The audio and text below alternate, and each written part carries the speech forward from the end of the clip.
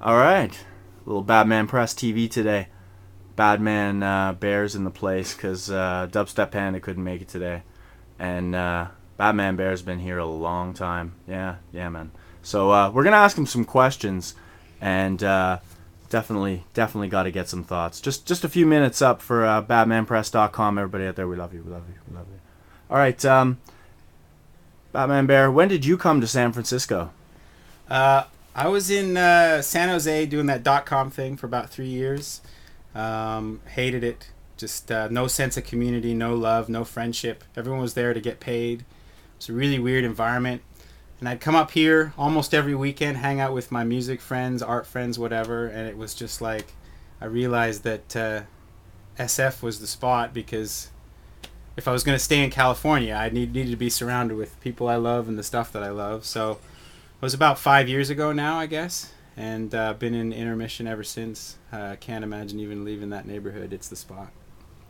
Definitely. I know what you're feeling. I've been here for probably about 6 or 7 months total now. I totally yeah. Look at that big old heart. I know. I feel it in San Francisco too. You wear it with pride, I don't do, you? I do, I do. On the sleeve, on the front, on the back, whatever. Yeah. All right. So next question I got for you, Bear, is the first moment you knew it was right here. You felt it. You got it. All the people, they got the music, they got the feeling, they were getting what you kind of felt.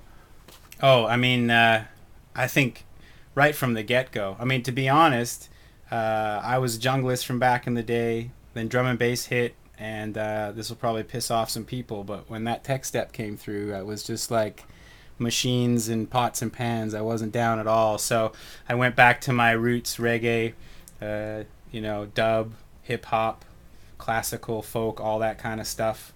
And I kind of fell off electronic for a while. I completely missed garage. I missed two step. I missed all that stuff. Then all of a sudden one day, it was actually Tommy Lexus threw a mix at me because I reconnected with the drum and bass community when I moved up here, just to find a community of people that I appreciated and liked and had a good response, And Tommy fired me that mix of his. I've totally forgotten the name of it now, but that was probably about 5 years ago now.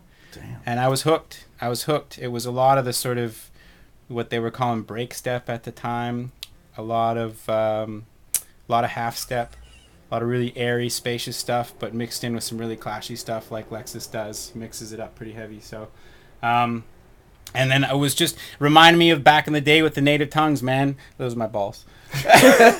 I'm sorry. I wanted to see if you had a heart down there too. I got a heart on my balls. Yeah. So, Nice scarf, by the way.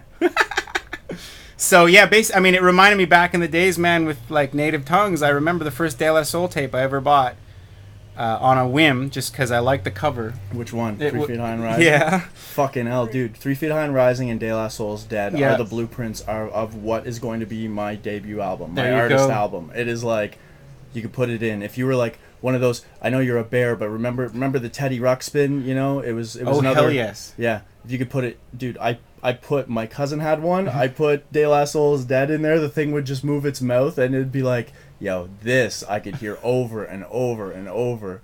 That's funny. If I was a Teddy Ruxpin and had a little tape player in my heart, it'd be like one of the two. I don't know. I think I'd rather have De La Soul's Dead, but yeah, man.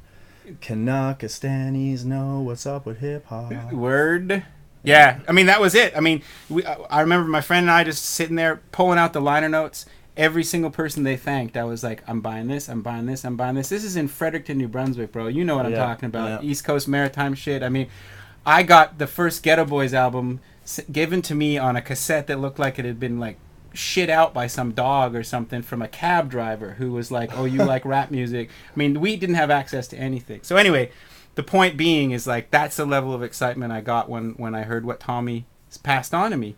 And so from then it was just like, I need to buy this, I need to understand this, where's this coming from? And all of a sudden we were surrounded by a bunch of old ravers, bunch of people who had been through it once before, twice before, all knowing that like this was the nucleus of something that had a lot of longevity. This wasn't just like some club shit. This was like the reinvention, like what we'd been waiting for a while. Because, to me anyway, electronic music, at least accessible electronic music, was a bit flat for for a good 5 years before that. So A long time. yeah. I remember when I heard though, like Moby's Go, definitely like Pump Up the Volume by Mars. Yeah.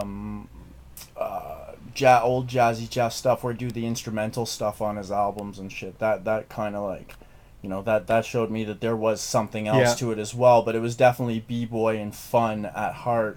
But yeah, I definitely the Ghetto Boys tape. Did it have Gangster of Love on it? Of course, was that it the did. one with Gangster of Love? Oh, dude. I never had the original. I had it taped off somebody that was just like, "Oh, dude, you've never seen that tape. It's just, dude, you can't get it better than this." That's okay? exactly it, man. I mean, nobody's heard I sat in the Gangsta dark. Love. I sat in the dark and fucking listened to that record and scared myself shitless. It was like, back in the old days, listening to Problem Children and a lot of that really good Canadian punk. It was like some of the lyrics, you're just like, what the fuck is going on here? Yeah, kind of awesome. Taught us kind of what was kind of maybe going on down here in the major cities. Right. That's awesome. That's super awesome. All right, man. Big question. You've got a big heart, and I know it brings big business like Surefire. I gotta ask. Its inception. What brought it? Well, basically, me, Dubstep Bear, and Dubstep Panda Bear, who's not here today to join us, Sam Supa.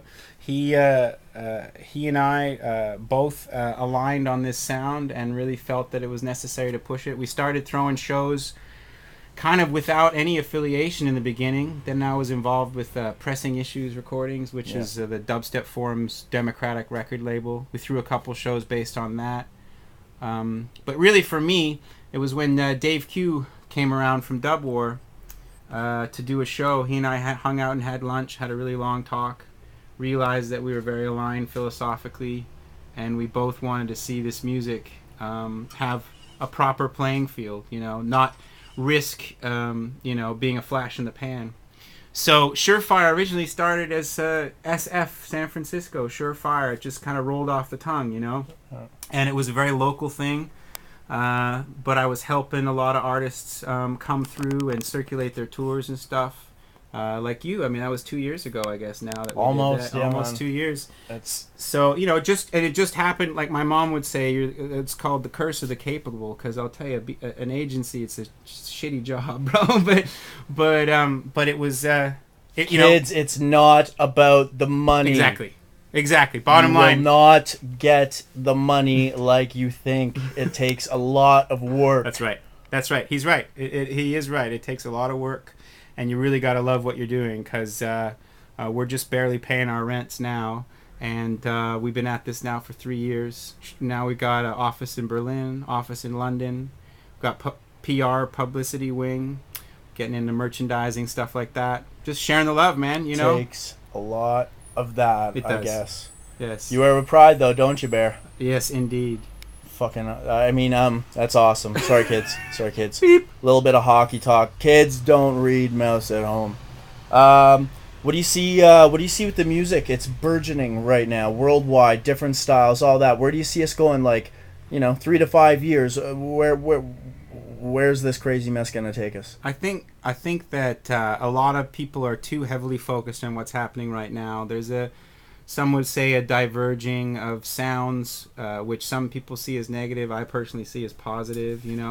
I think that we're in a really unique position right now because magazines and reporters all need to label stuff. They need to put a name behind things, dubstep or bassline or whatever. And the fact is that the people making good music are listening to all sorts of influences. They're not concerned. No. They don't read anything. Exactly. They're just making good tunes, and they're influenced by what they see, what they hear, where they live, like we all should be when we're creating art.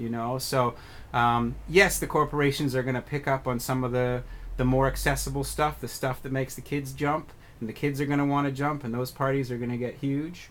But there's just as much credit to those guys as there is the guys who are still playing those little 100-person techno clubs doing really, sort of cerebral shit. You know what I mean? And there's room for it all. And I think that everybody who's hating on, one side or the other just needs to shut the beep up. Yep. They need to support their locals and Exactly. stuff they're doing. They need to stop saying, "What are you doing tonight?" and start seeing what's available tonight, support their local scenes. Exactly. There's so much potential still in this city. There's a lot going on. It is real saturated here right now, but it's fucking Darwinian shit, man. It's survival of the fittest. The people who are doing well for themselves and are producing good quality shows, good content, they're going to be here 4 or 5 years. The folks that are just riding coattails or whatever, that's just it's natural progression. It's just going to phase out, and I think ultimately we should all feel blessed that we have so many opportunities here and so much good talent, so many great producers, and damn, the weather's pretty nice too. It's been amazingly beautiful the last month. 2 cloudy days. That's it. That's it. Much love for the San Francisco. So I want to thank you, Bear, for stopping by My pleasure. Giving us a little bit of insight. So out to everybody checking this out. badmanpress, Surefire, San Francisco. Badman Rude Boy! Represent every time. Represent.